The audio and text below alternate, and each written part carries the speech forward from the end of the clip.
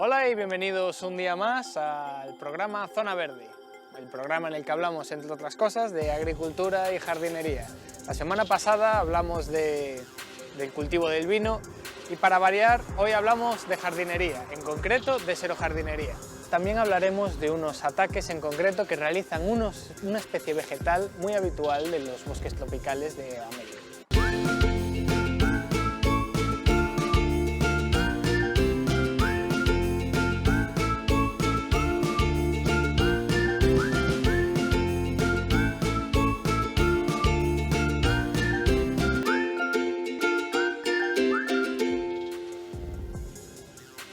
Cuando hablamos del reino vegetal, el tema de ataques no es nada habitual. Sin embargo, sí que es cierto que muchas especies buscan diversas formas para competir por los nutrientes, además de la propia luz solar, como es el caso de estas regiones de América tropical, donde la luz a nivel de suelo es un recurso muy escaso. No todas las especies vegetales son igual de limpias en esta competencia por los nutrientes y la luz solar. Hay algunas que recurren a métodos mucho más sucios para adquirir estos recursos. En el primer episodio, por ejemplo, hablábamos de las plantas pirófitas, unas especies que ayudan a propagar las llamas para aprovecharse de su rápido crecimiento y imponerse a todas las demás especies de la zona. En esta ocasión vamos a hablar de una especie que hace algo igual de sucio, pero completamente diferente. La especie de la que vamos a hablar hoy no envuelve un único individuo, sino un grupo de diferentes especies que se conocen habitualmente en América Latina como matapalo o el árbol estrangulador. Es una especie principalmente variedad de ficus, la cual ahora os comentaremos cómo obtiene sus recursos. El ciclo de vida de esta especie comienza cuando un pájaro o otro tipo de animal arroja su semilla en las copas de los árboles de estas regiones tropicales.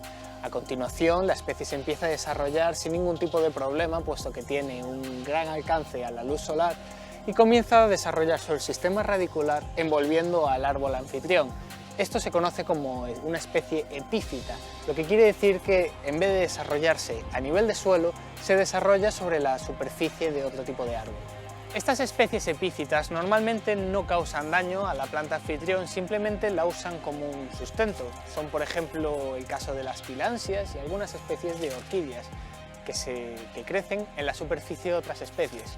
Sin embargo, el matapalo o árbol estrangulador llega esta competencia mucho más lejos. No solo crece en la superficie de otra especie vegetal, sino que sus raíces se van desarrollando hasta llegar al suelo, momento en el que han encapsulado completamente al árbol anfitrión, evitando que tenga acceso a la luz solar y llegando a matar la planta, evitando que compitan por los nutrientes del suelo. De esta forma evitan tener competencia con nutrientes, con especies que tienen un sistema radicular mucho más fuerte y profundo, y evitan tener que luchar por la luz del sol, ya que su parte superficial se encuentra por encima de lo que es la frondosidad del bosque.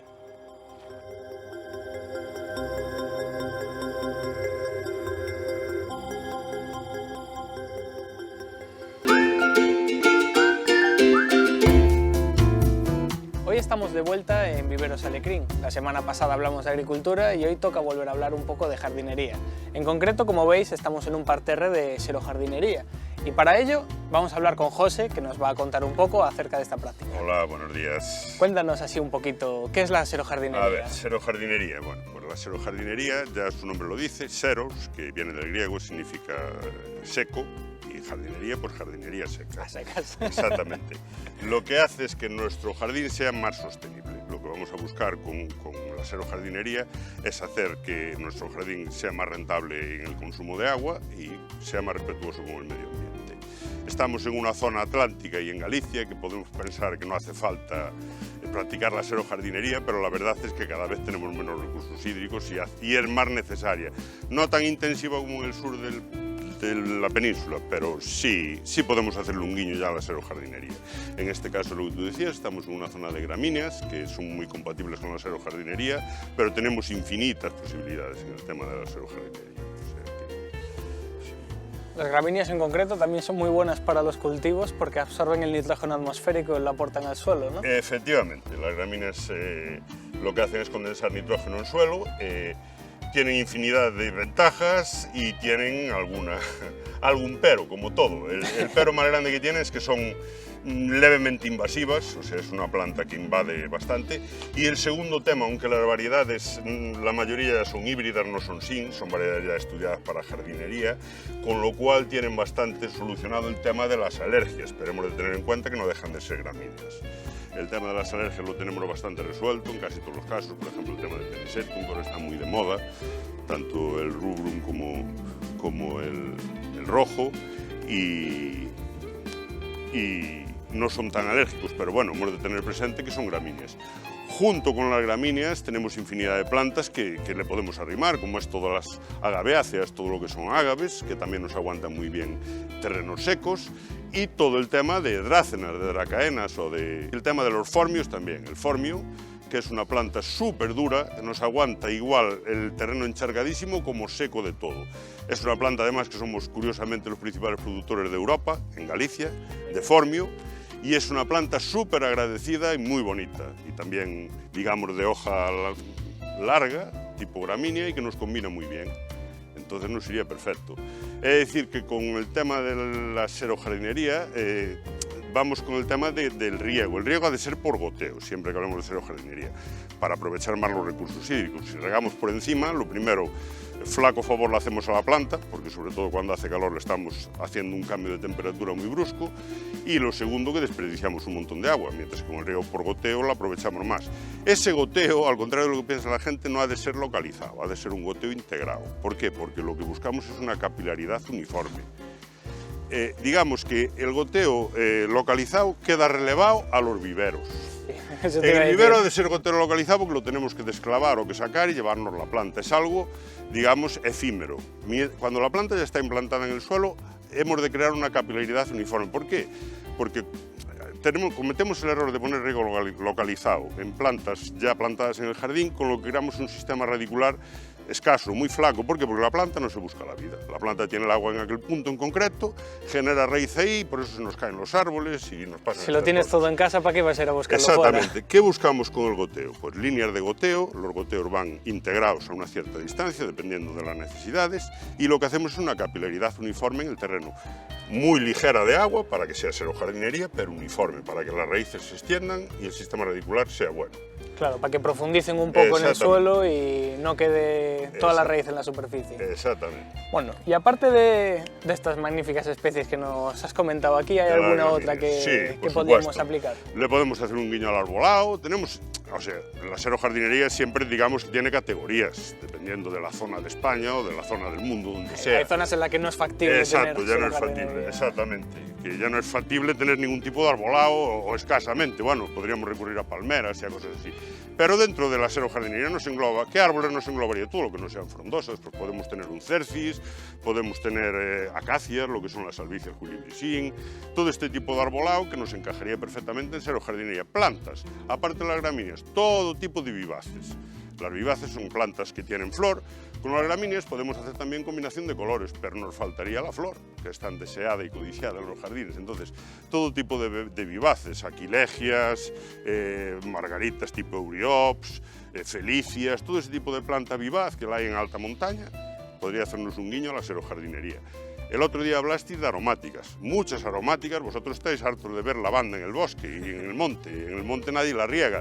La lavanda, el tomillo, que también es silvestre, el orégano, que también es silvestre, etcétera, etcétera, podrían completarnos con esto, que después vemos algunas si queréis. ¿Qué más plantas? Todo lo que sean suculentas y crasas y cactus, las cactáceas. Las cactáceas han de consultar con el profesional, en este caso con el viverista, porque las que tienen mucho líquido no aguantan frío, lógicamente. Habrá zonas del jardín donde se puedan poner, pero aquí que nos bajamos de 0 grados muchas veces se congelarían y se pudrirían, cogerían botrytis, ¿vale? Habitualmente estamos acostumbrados a que todas estas especies... Incluso que después veréis, le podríamos hacer un guiño a especies tapizantes, a tener una especie de pradera, incluso las hay pisables, como puede ser la Lipia nodiflora, como puede ser la pachisandra, entre comillas. No aguantan el pisoteo como un césped, pero sí un adosado de 10 metros cuadrados podríamos hacerle un guiño a tener una especie de pradera con xerojardinería también.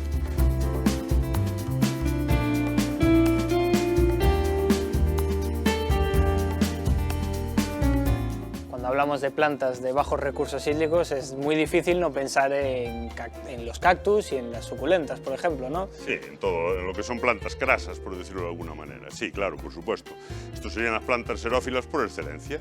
Los recursos hídricos son prácticamente cero y son muy ornamentales, que es lo que se trata de un jardín xerófilo, que sea lo más ornamental posible con el menos consumo de agua posible. Y además habitualmente tienen flor. Efectivamente. Y dentro de esas incluso tenemos algunas que son casi autóctonas nuestras, como pueden ser las chamelobibias, que también se producen en Galicia, todas. Son plantas crasas súper floribundas, toda la familia de chamelobibias, y la recuperó un profesor de la fitopatológica de Marín y se están haciendo en Galicia y para todo el mundo. Y es una planta súper agradecida, súper floribunda, aguanta frío, no tiene ningún tipo de problema. Y después tenemos todo el resto de planta suculenta y grasa que también, claro, aguantaría sin recursos hídricos. Tenemos la uña de gato, que después no sé si la veréis, que está allí, que es muy conocida por todos porque es una invasora de nuestras costas, la que es la salvaje, digamos, el Messing sin, el Messing sin hibridar, que son los salvajes, nos están invadiendo las playas por todos los lados, que es la famosa uña de gato. Pero la zona atlántica, Galicia, Portugal... en toda la zona de costa. Fijaros si es dura y si resiste, que crece en la arena de la playa, o sea que es una planta hiperdura y hiperinvasiva también. Las variedades híbridas no lo son tanto, son más floribundas y son de hoja más finita, más moderada, por decirlo de alguna manera, que son lo que son los Messing minor, no los major, que son los de hoja grande.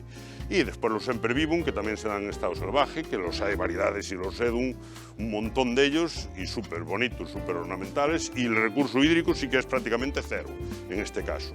Todo lo que sean crasas y suculentas, el recurso hídrico es no cero, pero prácticamente.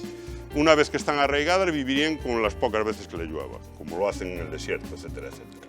O sea, además, hablando de plantas autóctonas, exacto, de esas ya están acostumbradas aquí, aquí no le pilla de sorpresa. Que ya la veis aquí, y hay infinidad de colores, y la flor es espectacular, y la planta también va estolonizando, no es que sea una tapizante, pero sí es estolonífera.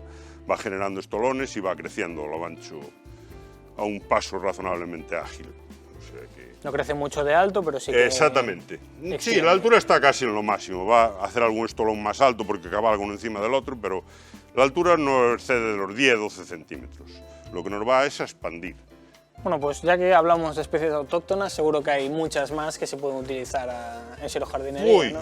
un montón de ellas, claro. Que sean así propias de aquí, como las coníferas. Propias de aquí, incluso el tema de las ericas, que después las verás. Las ericas, que son lo que le llamamos aquí la uz, el brezo.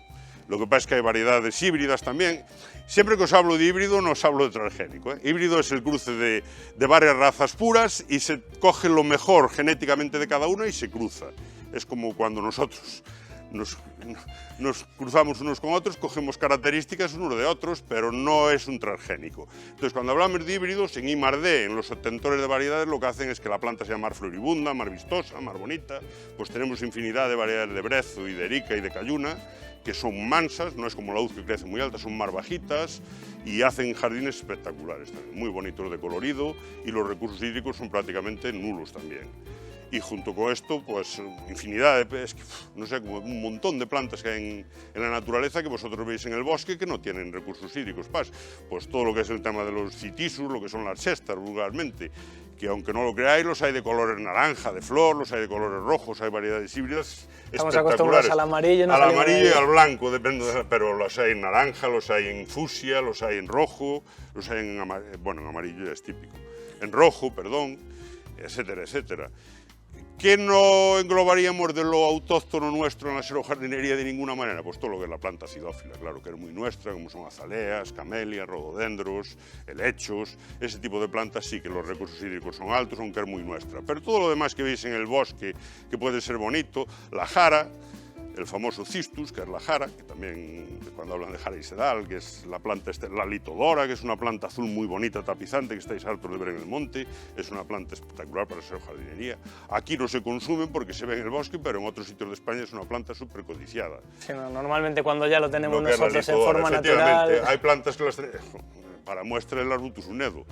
El madroño es una planta súper codiciada y súper protegida en otras zonas de España, aquí pasamos olímpicamente de ella. Hay alguno natural, o incluso pero... me atrevo a decir el bambú, que le tenemos media manía, y es de las plantas más codiciadas que hay. Inglaterra consume cantidades ingentes de bambú todos los años. O sea que Bambú sí que es cierto que últimamente se está viendo mucho más en tema de jardinería. es muy invasivo, hay que buscar variedades que no lo sean, pero bueno, eso es otro episodio.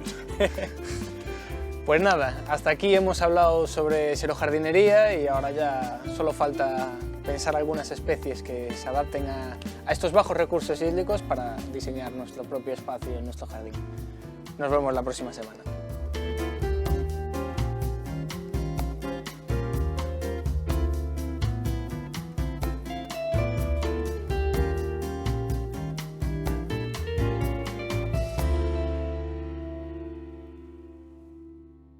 Pues hasta aquí el episodio de hoy. Hoy hemos hablado sobre xerojardinería y hemos descubierto un método, el reino vegetal, más agresivo que prácticamente podemos encontrarnos.